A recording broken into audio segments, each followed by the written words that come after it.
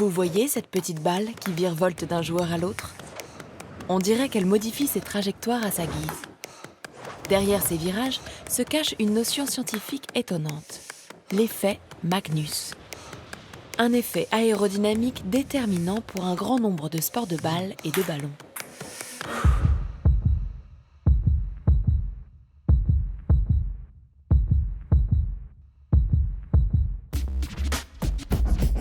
La science de la physique a commencé par l'étude des mouvements, des plus gros objets jusqu'aux plus petits. Mais quand l'un des plus petits prend des trajectoires inattendues,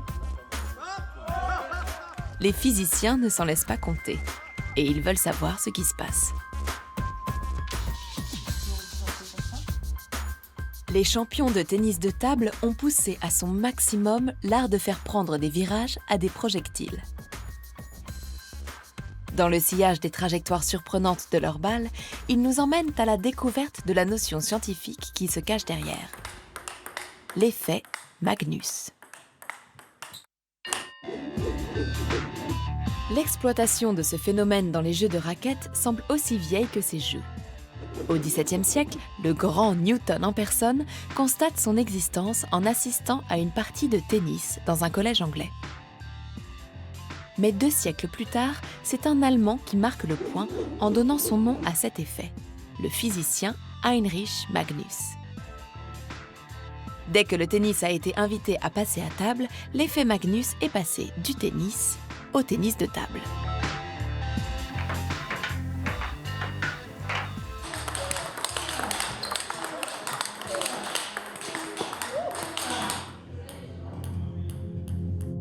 Caroline Cohen est physicienne des fluides. Sa passion est de mettre ses connaissances au service des sportifs. L'effet Magnus, c'est un effet qu'on va pouvoir trouver à chaque fois qu'on a un objet sphérique qui est en rotation et qui se déplace dans un fluide. Donc si jamais on fait tourner une balle qu'on frappe, la balle en tournant, elle va entraîner l'air autour d'elle. Et ça va résulter en une force latérale, verticale ou horizontale, qui dévie la trajectoire. Selon le sens de la rotation donnée à la balle, l'effet Magnus du physicien va générer les différents effets du sportif. Leili Mostafavi est une pongiste de haut niveau. Il y a l'effet lifté, c'est-à-dire que la balle elle va tourner en avant. Il y a l'effet coupé, donc elle va tourner en arrière. Et après, il y a tous les effets latéraux, donc sur le côté. Et après, on peut venir combiner les différents effets pour à la fois faire couper et latéral, etc. L'effet Magnus prend sa source à un endroit où il se passe des choses singulières. La couche limite. Donc cette couche limite, c'est une petite couche de très faible épaisseur qui se trouve autour de la balle, ici. Et en fait, elle va permettre d'assurer le raccordement entre la balle et le fluide. Quand une balle se déplace, l'air en contact immédiat avec la paroi de cette balle est entraîné à la même vitesse que la balle. Mais l'air qui est éloigné, lui, il reste à la vitesse de l'air ambiant. La couche limite fait la transition entre ces 2 vitesses. Et cette transition génère, à l'intérieur même de la couche limite, des différences de pression. Donc à faible vitesse, ça engendre des petits tourbillons. Et puis quand la vitesse est grande, et ce qui est le cas pour le sport, ici on a ce qu'on appelle le décrochement de la couche limite. Donc on va avoir un sillage de la balle, que je peux représenter comme ça. En se décollant de la balle, la couche limite engendre des turbulences qui freinent son déplacement. Mais quand la balle se met à tourner sur elle-même, les choses se compliquent. Tout se fait comme si on décalait les points de décrochement de la couche limite, ici. Et ici, on recule le point de décollement. Et donc, tout se résulte comme si on avait un sillage qui était décalé. Donc, vous voyez, bon, là, on voit plus grand-chose sur le dessin, mais le sillage se décale. En faisant un angle avec le déplacement de la balle, la force générée par le sillage acquiert une composante perpendiculaire au déplacement.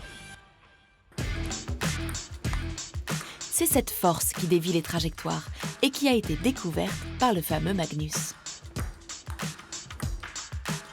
Et un bon physicien ne peut pas s'empêcher de faire des équations. Ça, c'est toute la beauté de la physique. C'est l'équation du mouvement. En fait, la plupart des choses que vous observez dans la nature, vous pouvez mettre des équations dessus. La trajectoire capricieuse d'une balle peut donc être modélisée à partir de quelques paramètres, comme son poids, sa taille, sa vitesse, la résistance de l'air. Donc là, je peux simuler une trajectoire d'une balle de tennis de table avec une vitesse de 10 mètres par seconde et sans rotation. Donc voilà ce que ça donne. Donc ici, vous avez la table en bleu avec le filet et la trajectoire de la balle en noir. Donc vous voyez qu'à cette vitesse, si on ne met pas de rotation, la balle sort. Donc si maintenant je rajoute une rotation verticale, vous voyez qu'au lieu d'aller tout droit et sortir, on va avoir une force vers le bas qui va permettre à la balle de rester sur la table.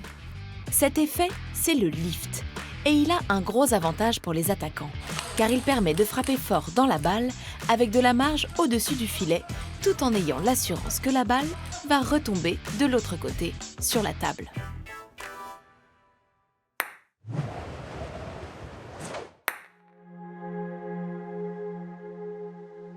Toutes les balles et tous les ballons peuvent générer de l'effet Magnus, à condition que leur vitesse dépasse un certain seuil par rapport à leur profil aérodynamique. C'est pourquoi il s'agit principalement des sports où la balle est frappée, ce qui lui donne une vitesse plus grande qu'en étant lancée.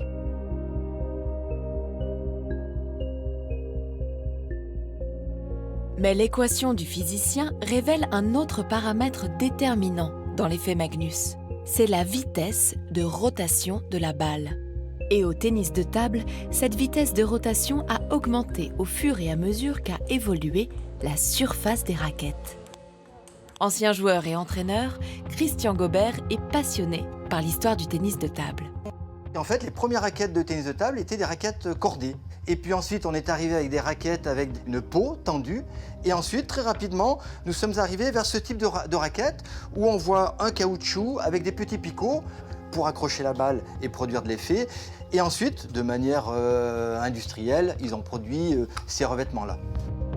Au début du XXe siècle, les picots ont donc permis à l'effet Magnus de s'immiscer dans le tennis de table, mais sur un jeu plutôt défensif. Et puis un jour, un Japonais a retourné les picots et les a collés sur de la mousse.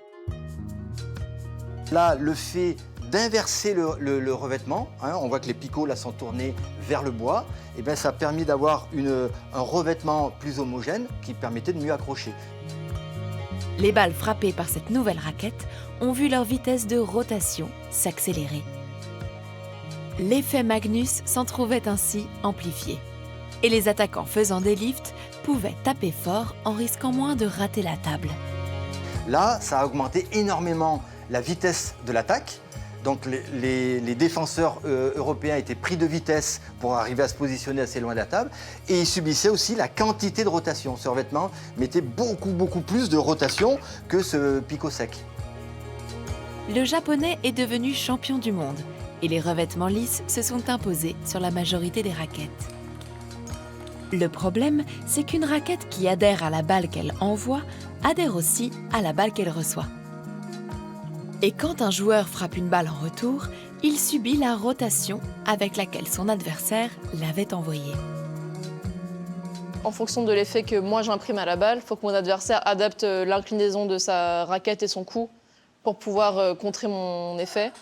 Et lui, à son tour, il va faire pareil. Donc c'est vraiment tout le temps un duel pour essayer de trouver les failles, on va dire.